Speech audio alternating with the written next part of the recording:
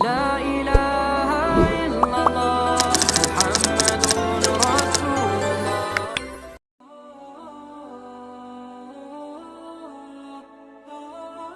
Masyarakat mualaf dan memeluk agama Islam. Putri mahkota itu adalah anak Raja Pemecutan Denpasar yang bernama Gusti Ayu Maderai. Gusti Ayu Maderai terkenal dengan parasnya yang cantik hingga menjadi kembang kerajaan. Para pembesar kerajaan di Bali pun berlomba-lomba memikat hati sang putri. Penasaran bagaimana kisahnya? Simak selengkapnya berikut ini. Beranjak dewasa, Gusti Ayu Maderai akhirnya menjatuhkan pilihannya kepada Raja Bangkalan Madura yang bernama Pangeran Cakraningrat IV. Setelah resmi menikah, Pangeran Cakraningrat IV mengajak istrinya kembali ke Bangkalan. Kedua mempelai dinikahkan secara Islami dan Gusti Ayu Maderai pun menjadi mualaf atau memeluk agama Islam. Beliau menikah dengan Raja Bangkalan Madura yang bernama Pangeran Cakraningrat IV, kata Pak Mangku. Nama beliau pun berubah menjadi Raden Ayu Siti Khotijah. Raden Ayu sangat rajin menjalankan ibadah, terutama sholat 5 waktu. Kala itu Raden Ayu menikah pada umur 27 tahun, sementara Pangeran Cakraningrat IV berumur lebih dari 55 tahun. Pasalnya, Raden Ayu merupakan istri keempat Pangeran Cakraningrat IV. Suatu hari ia meminta izin pulang ke Bali lantaran rindu dengan ayah dan ibunya. Kebetulan saat itu ada upacara agama yang diselenggarakan di Kerajaan Pemecutan. Kesempatan ini lantas digunakan Raden Ayu untuk pulang ke kampung halaman. Mengerti perasaan sang istri, Pangeran Cakraningrat IV akhirnya memberikan izin, doa, serta 20 orang pengawal pria dan 20 dayang-dayang perempuan. Berangkatlah mereka dari Bangkalan menuju Denpasar, Bali. Sesampainya di Istana Pemecutan, Raden Ayu tidur di istana, sementara pengawal dan dayang-dayangnya tidur di taman kerajaan. Resmi memeluk agama Islam, Raden Ayu pun menunaikan sholat maghrib di Merajaan Istana, tempat suci umat Hindu. Saat itu semua warga kerajaan tidak ada yang mengetahui cara ibadah umat Islam.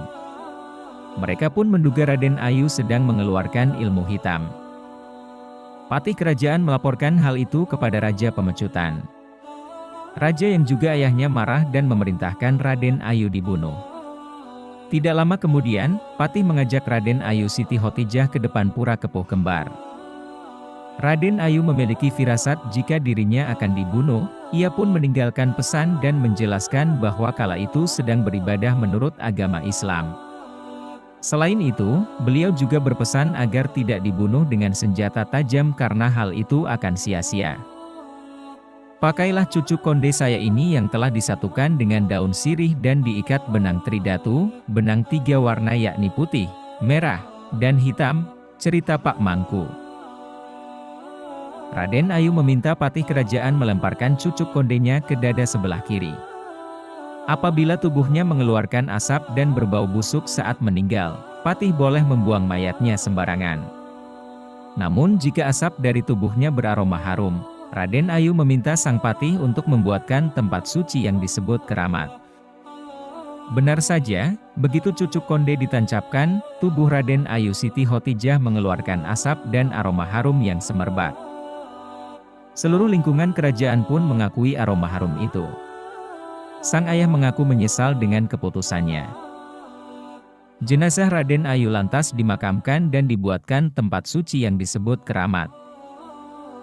Sesuai dengan permintaan beliau sebelum dibunuh. Begitu jasad Raden Ayu Siti Khotijah dikebumikan, tumbuhlah sebatang pohon setinggi 50 cm di tengah makam beliau.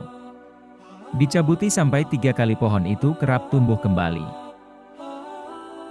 Kakek dan nenek saya mendengar pesan beliau agar pohon di tengah makam dipelihara dengan baik karena pohon itu tumbuh dari rambut beliau. Melalui pohon ini Allah Subhanahu wa Ta'ala akan memberi mukjizat dan rezeki pada umat yang berziarah. Hingga kini pohon tersebut masih dirawat dengan baik dan terus menjulang tinggi. Orang-orang menyebutnya pohon rambut atau taru rambut. Umat Islam pun ramai berkunjung ke makam Raden Ayu Siti Khotijah.